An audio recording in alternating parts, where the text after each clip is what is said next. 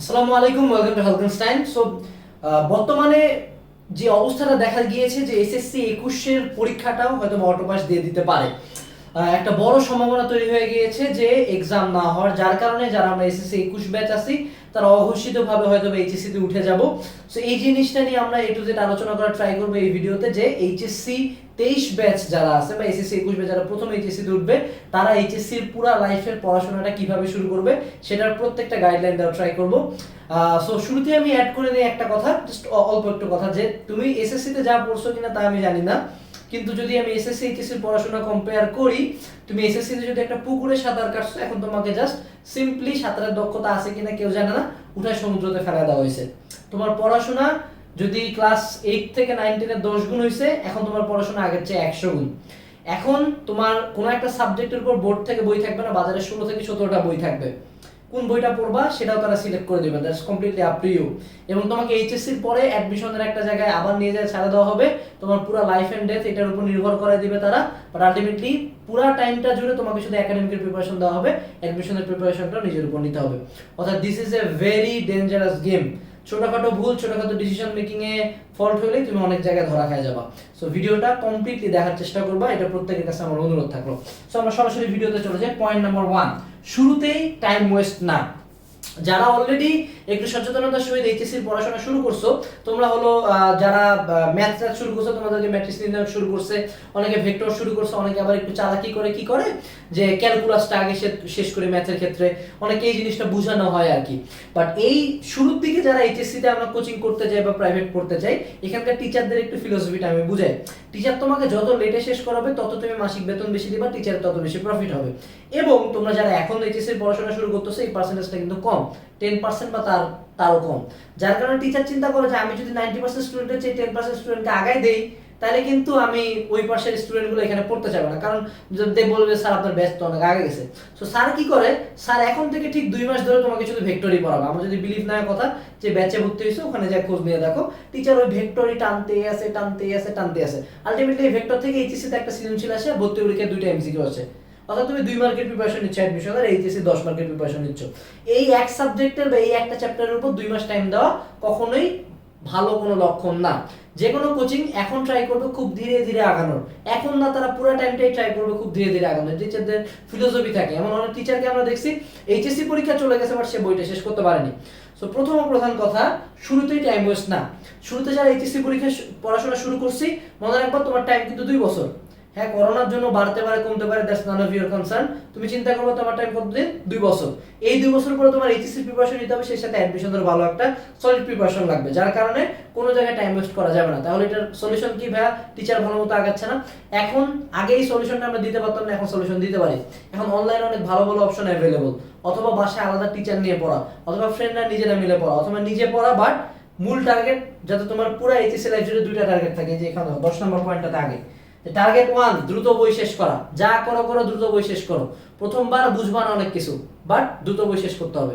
Target 2 অ্যাডমিশনে ভালো করা। তোমার এইচএসসি রেজাল্ট কি? সর্বোচ্চ জিপিএ 5 বললেন, এর বাইরে কোনো এইচএসসি রেজাল্টে জাজমেন্ট নাই। মেইন জাজমেন্ট কি? অ্যাডমিশন। এই দুইটা জিনিস যদি মাথায় রাখো, পুরো এইচএসসি লাইফ ইজিলি পার হবে। ওকে, সো পয়েন্ট নাম্বার 1, এইচএসসি তে কখনো টাইম ওয়েস্ট করা যাবে না। টিচার যদি বেশি এক্সাজারেট করে, বুঝতে হবে টিচার এখানে আলাদা কোনো স্বার্থ আছে। Point number 2, selective teachers oblique mentors. HSC লাইফে উঠে অনেকগুলো যেমন রাইটারের বই পড়তে হয়, ঠিক তেমন অনেক টিচার থাকে। আমাদের অনেক ফ্রেন্ডকে আমরা পুরো লাইফ সাফার করতে দেখছি টিচার নিয়ে। ও কি করে, একের পর এক টিচার বদলায়। এখন কি অনলাইনে অনেক ভাইয়া, অনেক প্ল্যাটফর্ম, তুমি এই প্ল্যাটফর্মে ভর্তি হলো, ওই প্ল্যাটফর্মে ভর্তি হলো, এই ভাইয়ের কাছে শোনো, ওই ভাইয়ের কাছে শোনো। কৌশিক ভাইয়া বলে লিঙ্কনের বই পড়তে, আনাস ভাইয়া বলে হাজারের বই পড়তে, এই ভাইয়া বলে ওই পড়তে। তুমি আলটিমেটলি সব পড়তে যাবা, মাথার এটা লক। ওই বিভিন্ন কোচিং সেন্টারে ভর্তি হবা, এখানে ভর্তি হচ্ছে, এখানে যা ভর্তি হলাম, ওখানে যা ভর্তি হলাম, একটা ক্রেজ কাজ করে। সবাই ভর্তি হচ্ছে, আমিও ভর্তি হচ্ছে। But at the end of the day, coming going doing nothing. 7টা প্ল্যাটফর্ম, 7টা কোর্স, একটা কোর্স আমি করি নাই। সো যেটা করতে হবে, শুরু থেকে বাসার টিচার ব্যাচ সিলেক্টিভ একটা করে নিতে হবে। প্রশ্ন হলো ভাইয়া, আমার যদি আর্থিক সক্ষমতা থাকে তাহলে কি করব? আর্থিক সক্ষমতা না থাকলে কি করব? আর্থিক সক্ষমতা যদি থাকে, আমি যেটা করতাম, আমি ব্যাচে একজন টিচার নিতাম, ওরা একটা সাবজেক্ট ব্যাচে পড়তাম অনেকজনে মিলে, এবং আরেকটা প্রাইভেট টিউটর নিতাম ওই সাবজেক্টের উপর। এখন একই সাবজেক্টের উপর 2টা টিচার আমি নরমালি দেই নাই। আমি প্রাইভেট টিউটর সবসময় প্রিফার করি উইক সাবজেক্টের জন্য, অর্থাৎ যে সাবজেক্টটা আমি উইক, আমার ব্যাচে পোষাবে না, আর যে সাবজেক্টে আমি স্ট্রং সেটা আমি ব্যাচে পড়ে শেষ করব। এটা ছিল আমার ফার্স্ট ইয়ারের স্ট্র্যাটেজি। সেকেন্ড ইয়ারে উঠে আমি কি করলাম, আমি সেকেন্ড ইয়ারে উঠে ব্যাচ কমপ্লিটলি বাদ দিলাম, আমি কমপ্লিটলি স্ট্রং প্লাস উইক দুইটাই আমি আমার প্রাইভেট টিচারের কাছে পড়লাম। সেকেন্ড ইয়ারের শেষের দিকে, সেকেন্ড লাস্ট শেষের দিকে আসে আমি হাতে গোনা 1 থেকে 2টা টিচার রাখলাম যাদের কাছে আমি জাস্ট এক্সাম দিতাম, বুয়েটের ভাইয়া দিলাম, মেডিকেলের ভাইয়া দিলাম, বাট আলটিমেটলি আমার স্ট্র্যাটেজি এটা ছিল। সো টিচার সিলেকশনের ক্ষেত্রে শুরুতে টিচার সিলেক্ট করবা, এক টিচারের কাছে 2 দিন পরে বাদ দিবা, 2 দিন এটার কাছে 2 দিন পরে বাদ দিবা, আলটিমেটলি কোনো কিছুই পড়া হবে না। মনে রাখবা কোনো টিচার পারফেক্ট না, তার ইমপারফেকশন গুলোকে নিয়ে তোমাকে তার মতো গুছিয়ে নিতে হবে। কোন একজন টিচার তাকে তোমাকে নিজের মতো আগাবে, তুমি 1 মাস পরে বাদ দিলে টিচার টাকাটা নিয়ে চলে গেল, বাট তোমার লাইফ থেকে 1 মাস করে কমলো। 3টা টিচার বদলালে 3 মাস শেষ, এইচএসসি লাইফ থেকে কত মাস কমে গেল তোমার? 24 মাসের মধ্যে এখন চলে আসলো আবার 21 মাস। ডোন্ট ওয়েস্ট ইওর টাইম, প্রথমেই ভালো টিচার নাও, সিলেক্ট করে ফেলো যে এই এক টিচারের কাছে পড়বো। 2 নাম্বার পয়েন্ট, মেন্টর। মেন্টর কি আনাস ভাই আসে দ্রুত বই শেষ করতে বলছে, আরেক ভাই বলবে না অ্যাডমিশনের পড়া পরে বললে হবে, খুব ধীরে ধীরে তোমাকে পড়তে হবে, বুঝে বুঝে পড়তে হবে। ওই ভাইয়ার ফিলোসফিতে ঠিক, আনাস ভাইয়ার ফিলোসফিতে ঠিক, এক এক মেন্টর এক এক টিপস দিবে, বাট আলটিমেটলি মনে রাখবা প্রত্যেক মেন্টর তার কথায় স্বয়ংসম্পূর্ণ, অর্থাৎ সে যেগুলো বলবে তার মধ্যে সেটা ঠিক। তুমি যদি যে কোনো একজনকে ফলো করো 100% তাহলে ওকে, আর তুমি যদি দুজনের মধ্যে জগা খিচুড়ি লাগাও তুমি একদম মারা খায় ভূত হয়ে যাবা। সো শুরুতে একজন মেন্টর ঠিক করবা যে এই ভাইয়া যা বলবে কোনো প্রশ্ন নাই, বলছে মানেই করব, ঠিক আছে? টিচার আর মেন্টরের ব্যাপারটা গেল। Point number 3, selective books. আমি একটু সিম্পলি বলে দিই যে বইগুলো নিয়ে সাধারণত সমস্যা হয়। প্রথম হলো বায়োলজি। আমি যেই বইয়ের ক্ষেত্রে যে ফিলোসফিটা ফলো করতাম এটা হলো প্রাইভেটের ক্ষেত্রে, আমি বইয়ের ক্ষেত্রে যে ফিলোসফিটা ফলো করতাম সেটা হলো মেইন বুক, তারপর একটা হলো সাব বুক, একটা হলো ম্যাথমেটিক্যাল বুক, ঠিক আছে? বাংলার ক্ষেত্রে, বাংলা ফার্স্টের ক্ষেত্রে কি, যেটা হলো মেইন বোর্ডের বই সেটা কিনবো এবং বাংলার একটা গাইড কিনবো, এটা হলো মেইন বই, সাব বই গেল। বাংলা দ্বিতীয় পত্রের ক্ষেত্রে কি, কিউএনএ সমন্বিত বাংলা দ্বিতীয় পত্র, যদি সাব বই বলে ভাষা শিক্ষা গে শেষ। কিউএনএ সমন্বিত বাংলা দ্বিতীয় পত্র কই থেকে কিনবা? রকমারিতে পাবা, আমাদের কিউএনএ পাবলিকেশনের ওয়েবসাইটে পাবা, যে কোনো জায়গায় পাবা, ঠিক আছে? তারপরে কই গেল, বাংলা গেল। ইংলিশের ক্ষেত্রে ইংলিশের বোর্ড বইটা থাকবে, চৌধুরী এন্ড হুসাইনের একটা গ্রামার বই থাকবে, অথবা আমি চাইলে নবোদিতের ইংলিশ টেস্ট পেপার কিনবো। এই 3টা গেল ইংলিশের ক্ষেত্রে। এখন চলে আসি যেগুলো নিয়ে সবচেয়ে বেশি কনফিউশন, আমার পার্সোনাল চয়েস, এগুলা আমার ব্যক্তিগত মতামত, আমার কাছে ভালো লাগছে। ফিজিক্সের মেইন বই ইসাক স্যার, মেডিকেলে যারা পড়ো তার তো পড়তেই লাগবে, কোনো ব্যত্যয় নাই।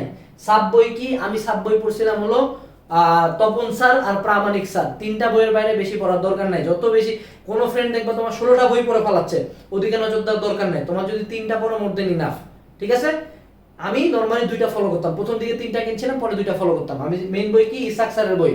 মেইন বইয়ের যেটা রুল সেটা হলো মেইন বইয়ের each and every line, each and every math, each and every উদাহরণ, এভরি সিঙ্গেল ফাকিং থিং আমি জানবো, এটা হলো আমার মেইন বই। সাব বই কি, মেইন বইয়ের বাইরে যে জিনিসগুলো বইতে এক্সট্রা আছে সেগুলো আমি কালেক্ট করে নেব। So Isaac sir, Tapan sir, Pramanik sir. Mathematical book কি, গাণিতিক পদার্থবিজ্ঞান, আমার ক্ষেত্রে পাঞ্জারি ভালো লাগছে, পাঞ্জারি গাণিতিক পদার্থবিজ্ঞানটা কিনতে পারো। সো এই 3টা বই গেল হলো মেইন বই, সাব বই এবং ম্যাথমেটিক্যাল বই। কেমিস্ট্রির ক্ষেত্রে কি, মেইন বই হাজারি নাগ স্যারের বই, সাব বই গুহ স্যারের বই, লিঙ্কন স্যারের বই দেখতে পারো, বাট আমার কাছে গুহ স্যার বেটার লাগে, ওকে? এরপরে চলে আসি ম্যাথমেটিক্যাল, গাণিতিক রসায়ন, মেট্রো পাবলিকেশন, ওকে? বায়োলজি, মেইন বই আজমল স্যারের বই, বায়োলজি সেকেন্ড পার্ট। সাব বই হলো আলিম স্যারের বই, বায়োলজি ফার্স্ট পার্ট। মেইন বই হাসান স্যারের বই, সাব বই হলো গাজী আজমল স্যারের বই, বায়োলজির কোনো ম্যাথমেটিক্যাল পার্ট নাই। আইসিটি মেইন বই মাহবুবুর, প্রকৌশলী মাহবুবুর রহমান স্যার, মেইন বই, এবং সাব বই কি তোমাদের বোর্ড থেকে যে বইটা দিছে, ঠিক আছে? That's the main book list. এখন দেখো সিলেক্টিভ বুকস, এই জায়গায় আমরা কি বই নিয়ে কথা বললাম? একাডেমিক বই, অ্যাডমিশনের বই আছে। অ্যাডমিশনের বইয়ের ক্ষেত্রে যেটা সিম্পল ফিলোসফি, আমাদের কিউএনএ পাবলিকেশনের অনেক বই আছে, চেক করো, ডেমো পিডিএফ দেখো, আশপাশে রিভিউ শুনো, যে কোনো একটা কিনে নাও। বাট অ্যাডমিশনের বইয়ের ক্ষেত্রে মনে রাখবা একাধিক গাইড, অনেক গাইড কিনে কোনো লাভ নাই। যে কোনো একটা সিরিজ সিলেক্ট করবা, অথবা একাধিক সিরিজের একটা করে বই করবা। অথবা তুমি ফিজিক্স ভার্সিটির জন্য 3টা বই থেকে পড়ছো, মারা খায় ভূত। সো যে কোনো একটা সিরিজ সিলেক্ট করবা, যে কোনো একটা বইয়ের জন্য, ওকে? এটা গেল। এইবার আমরা এখানে একটা ইনফো চলে আসছি যে একাধিক বই একসাথে করা। এই যে মেইন বই সাব বই করতে যায় এইচএসসি লাইফে সবচেয়ে বেশি ধরা খাবা কি, যে হারামজাদা 16টা বই পড়ছো, পরীক্ষার আগে যে কোনো 16টা রিভিশন দিতে পারবে না, ও মারা খায় ভূত। তাহলে মানুষজন 3-4টা বই কেমনে পড়ে যায়? ওরা যেটা করে, বা আমি যেটা করতাম, আমি এই সাব বইয়ের ইনফোগুলো মেইন বইতে ঢুকাইতাম, আইদার বই কাটে অথবা ওই জিনিসটা হাতে লিখে বইয়ের ভিতরে পৃষ্ঠা ঢুকাই দিতাম। আলটিমেটলি আমার একটা মেইন বই থাকতো যেটাকে আমি প্রেগনেন্ট বই বলতাম। কেন? কারণ আমার বইগুলো এত মোটা হয়ে যেত, লিটারালি কেনা বই এতটুকু, আমার বই এত মোটা, কারণ ওটার ভিতরে আমি এত বইয়ের ইনফর ম্যাথ ঢুকাইছি যে আমি যখন পরীক্ষার আগে রাতে রিভিশন দিব, আমি জাস্ট একটা বই পড়বো। এই জিনিসটা যদি ফলো করো তোমার কোনো পেইন হবে না একাধিক বই পড়তে। বাট যারা চিন্তা করবে না আমি বই খুব সুন্দর সুন্দর রাখবো, কেজির দরে বেচে দেবে, হ্যাঁ বেচিস, তুই কোথাও চান্স না পায় কেজির দরে বই বেচিস, আমার সমস্যা নেই। ওকে, এরপরে চলে আসি সিলেক্ট এ গোল। এই জিনিসটা নিয়ে অনেক মানুষজন বলবে হ্যাঁ এইচএসসি লাইফে এগুলো চিন্তা করে না, আগে এইচএসসি। ভাই জিপিএ 5 কে পায় না? জিপিএ 5 পরপর 2 বছর এইচএসসি 20 ব্যাচ 21 ব্যাচ প্রত্যেকে জিপিএ 5। জিপিএ 5 দিয়ে কিছু হবে না এই মুহূর্তে। জিপিএ 5 দিয়ে জাজমেন্ট হয় না, গোল্ডেন দিয়ে জাজমেন্ট হয় না। এইচএসসি তে রেজাল্ট ভালো করা কোয়াইট ইজি, বোর্ডে প্লেস করা টাফ, বাট রেজাল্ট ভালো করা কোয়াইট ইজি। ধরা খায় কোথায় সবাই? অ্যাডমিশনে। এইচএসসি তে এত পড়াশোনা নিয়ে ক্রেজ কেন, এত পাগলামি কেন, আমরা কেন ভিডিও বানাই? বিজনেস কোথায় হয়? অ্যাডমিশন নিয়ে। মেইন প্রবলেম কে? অ্যাডমিশন। অ্যাডমিশনের গোল যদি শুরু থেকে ফিক্স না থাকে, যেই বেটা তোমাকে বলতেছে যে না আগে এইচএসসি পড়ার পরে অ্যাডমিশন, আলটিমেটলি অ্যাডমিশনে ভালো করে নাই। কারণ অ্যাডমিশনের 3 মাসে তুমি চাইলে একেবারে অত্যাধিক পরিশ্রম করলে ভালো করা পসিবল, বাট যদি তুমি 2 বছর একেবারেই না পড়ে আসো এইচএসসির পরে অ্যাডমিশনে সেই 3 মাসে কিচ্ছু ফালাইতে পারবে না। সো শুরু থেকেই একটা গোল ফিক্স করতে হবে যে ভাই মেডিকেলে যাব, ইঞ্জিনিয়ারিং এ যাব, ভার্সিটি ইউনিটে যাব, ডি ইউনিটে যাব, আইবিএ তে যাব, নাকি আইএসএসবি তে যাব, কিসে যাব, নাকি মেডিকেল প্লাস ভার্সিটি করব, নাকি মেডিকেল ভার্সিটি ইঞ্জিনিয়ারিং একসাথে করব? গোল ফিক্স করো। গোল কিভাবে ফিক্স করবা? তোমরা যারা এখন এইচএসসি তে উঠছো প্রত্যেকে ফলো হালকেনস্টাইন HSC. I can challenge you, অনলাইনে গাইডলাইন আমাদের চ্যানেলের চেয়ে ভালো কোথাও নাই। সো ওই গাইডলাইনে ওই চ্যানেলে যা দেখবা যে এইচএসসির গোল কিভাবে সেট করব, কিসের কোচিং করব ভাইয়া, ইজি লেখে সার্চ দিবা, একটা ভিডিও পাবা। আগে থেকে গোল ফিক্স করবা। তোমার যদি এখন থেকে গোল ফিক্স থাকে যে আমি ডাক্তার হব, সাধারণ পড়ানো আমার না, আমি বুয়েটে পড়বো, ইসি বিল্ডিং এ ক্লাস করব, যত গোল যত ফোকাস তত বেশি ভালো পরিশ্রম করা যায়, তত সিলেক্টিভলি পড়াশোনা করা যায়। ওকে, পয়েন্ট নাম্বার 5, প্যারালাল অ্যাডমিশন। এই কথাটা বলার জন্য আমাকে অনেকে ভিজা রুমাল দিয়ে মারতে চাইবে, বাট আমি বলবো না ভাই মারিয়েন না। কারণ আমার কথা হলো আমি অ্যাডমিশন নিয়ে আগে থেকে সচেতন থাকতে পছন্দ করি। সো যখনই তুমি একাডেমিকের পড়াশোনা করতেছো সেই সাথে শুরু থেকে অ্যাডমিশনের বই দেখাটা আমি সাজেস্ট করবো। হ্যাঁ তুমি একদম ফ্রেশ, তুমি কেবল এইচএসসি তে উঠছো, বাট অ্যাডমিশনের পড়াশোনাটা বা বইটা দেখলে তোমাকে এই যে আমি আর ভয় দেখাবো না, বইটা অনেক কঠিন কোশ্চেন হয়, হায় আল্লাহ মেডিকেলে তো অনেক কঠিন কোশ্চেন, ওই ভাইয়াটা 17 ঘন্টা পড়তো, but at the end of the day বাংলাদেশের 90% মানুষজন অ্যাডমিশনের কোশ্চেনই কি আসে সেটা জানতে পারে অ্যাডমিশন টাইমে যায়।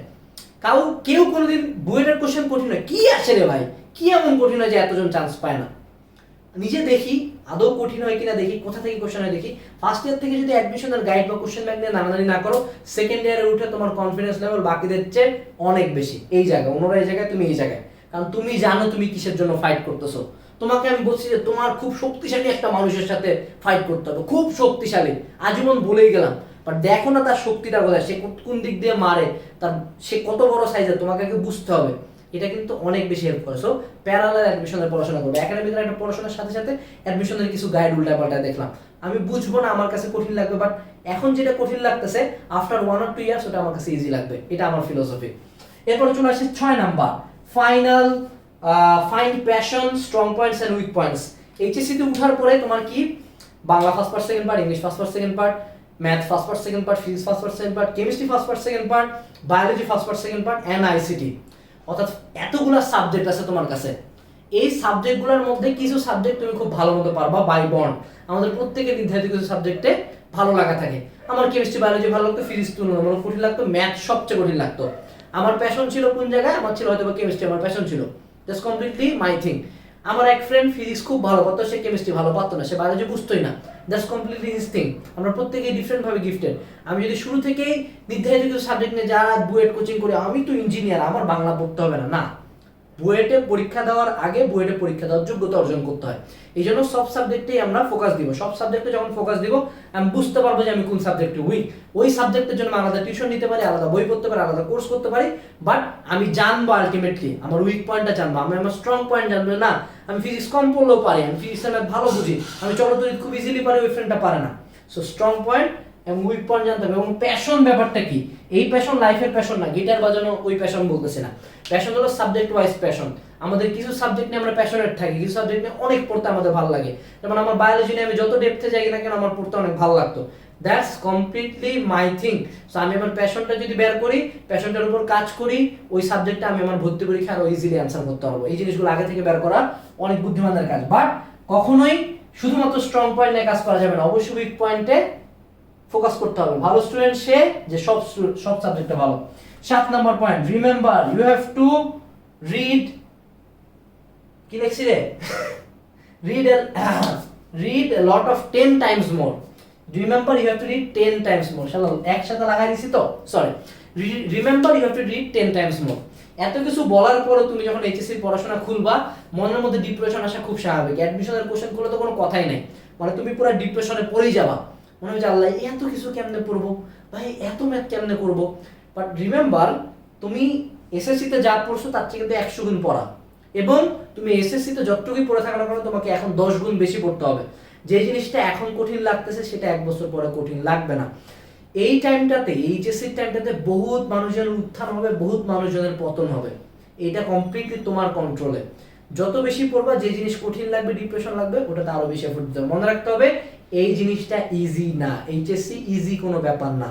যে ভাইয়া আপু চান্স পেয়ে গেছে তাদের প্রতি এই সেক্টরে এসে রিসপেক্টটা বাড়া শুরু করে, যে না এই জিনিস পড়ে সাদারা চান্স পাইছে। সো মনে রাখতে হবে যে you have to read 10 times more, 10 গুণ বেশি পড়াশোনা করতে হবে, এটা মাথার মধ্যে গাঁথা নিতে হবে।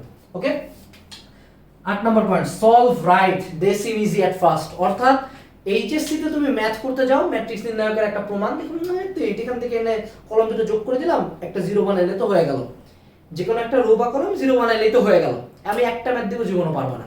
এইচএসসির প্রবলেম এটা, জিনিসটা দেখে মনে হয় যে এত সূত্র ফেলাইলে হয়ে গেল, এটা করলে হয়ে গেল, এটার জন্য আমাদের ম্যাথ করতে যা অনীহা আসে, লিখতে যা অনীহা আসে, আর আলটিমেটলি ওই সেম জিনিস দেখে মনে হচ্ছে খুব ইজি, তোমাকে করতে দেবো ফাটা যাবে। সো যেটা করতে হবে যে এখন থেকে লেখার অভ্যাসটা করতে হবে। আমি এটা নিয়ে খুব সাফার করছি, আমি ম্যাথ করতাম না, এটার জন্য আমি অনেক ধরা খাইছি। আমি চাই এই ধরাটা তুমি না খাও, কখনোই ম্যাথ দেখে আসবে না, ম্যাথ করতে লাগে, খুব ভালো মতো করতে লাগে, ঠিক আছে?